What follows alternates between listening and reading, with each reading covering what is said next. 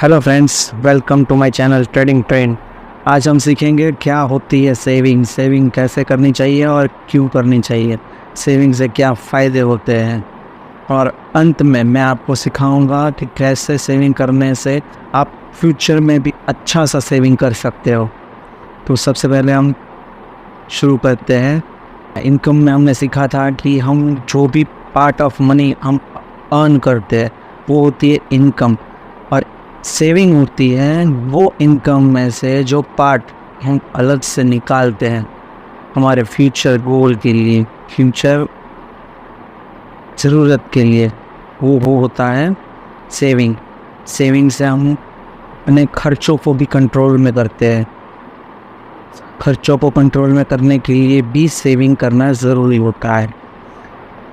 हमारे future goal क्या हो सकते हैं? मकान ख़रीदना, कार ख़रीदनी, एजुकेशन, कुछ एक्स्ट्रा एजुकेशन करना, ये सब हमारे फ्यूचर गोल में गिने जाते हैं। और उसके बाद आता है फॉर्म ऑफ सेविंग। हम सेविंग किस तरह से कर सकते हैं, सेविंग करने के अलग अलग तरीके। पहला आता है सेविंग मनी। सेविंग मनी हम नॉर्मली क्या करते हैं, गुल्लक में सेविंग करते हैं, सेविंग अकाउंट में अपना सेविंग करते हैं। सेविंग अकाउंट में सेविंग करना, गवर्नमेंट बॉन्ड में अपना मनी सेव करना, कोई एफडी करना, हर महीने कुछ छोटे मोटे एफडी करते हैं, ये सब आता है सेविंग मनी में। ये रिस्क फ्री रहता है। नॉर्मली इसमें रिस्क बहुत कम रहता है, लेकिन जहाँ रिस्क कम है वहाँ रिटर्न भी तो कम होता है, इसलिए इस सेविंग मनी में हमें रिटर्न भी कम मिलेगा।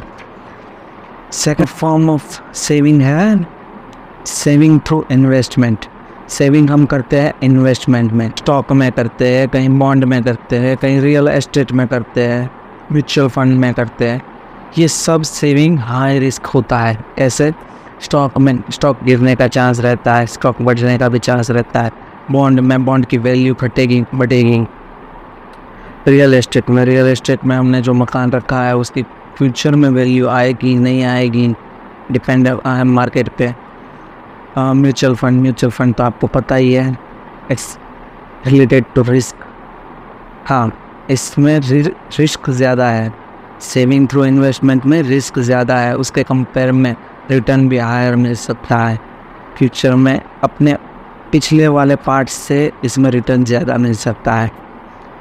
थर्ड आता है रिटायरमेंट सेविंग। नॉर्मली ये सेविंग हम अपने बुढ़ापे को अच्छी लाइफ देने के लिए हम ये सेविंग करते हैं। ये सेविंग आता है पीएफ में सेविंग, इंडिविजुअल रिटायरमेंट अकाउंट में सेविंग। ये सब सेविंग हम टैक्स फ्री रहे इस तरह से करते हैं। एलआईसी में सेविंग, एलआईसी में नॉर्मली लोग एलआईसी में करते हैं, पीपीएफ में करते हैं, पब्लिक प्रोविडेंट फंड में अपना पीएफ। गवर्नमेंट एम्प्लॉय नॉर्मली अपना पीएफ बढ़ा देते हैं, क्योंकि उनके रिटायरमेंट के टाइम पे वो पीएफ उनको इनकम के तौर पर मिलता है, और वो इनकम वो इन फ्यूचर यूज़ कर पाए, इसलिए वो पीएफ भी बढ़ा सकते हैं। ये नॉर्मल रिटायरमेंट सेविंग है। सेविंग में नेक्स्ट पार्ट है saving for specific goal. Specific goal के लिए कोई सेविंग करते हैं, जैसे खरीदना है मकान, कोई फ्यूचर में बिजनेस करना है, कोई फर्दर एजुकेशन लेना है, कार लेनी है। ये सब चीज़ के लिए हम जो सेविंग करते हैं वो होता है सेविंग फॉर स्पेसिफिक गोल। अब उसके बाद ये हो गए फॉर्म ऑफ सेविंग। अब मैंने जो आपको बोला था कि अलग सेविंग के लिए एक स्पेशल ट्रिक आपको बताऊंगा, वही ट्रिक मैं आपसे डिस्कस करने जा रहा हूँ। उसके लिए हम स्टार्ट करेंगे सेविंग विथ कैलेंडर। नहीं समझ में आया? वो समझाता हूँ। कैलेंडर के साथ सेविंग मतलब हर एक डेट को हम जो डेट है उसके हिसाब से सेविंग करेंगे। पहली तारीख है 1 रुपया सेविंग, दूसरी तारीख है 2 रुपया सेविंग। ऐसे करते करते जब 25 तारीख आएगी 25 रुपया सेविंग करेंगे, 31 तारीख आएगी 31 रुपया सेविंग करेंगे। At the end of month हमें मिल जाएगा 496 रुपीज़ फॉर एन इंडिविजुअल। एक आदमी का 496 रुपये वो मिल जाएगा। अगर हम यही आदत अपनी फैमिली में सबको डाल दे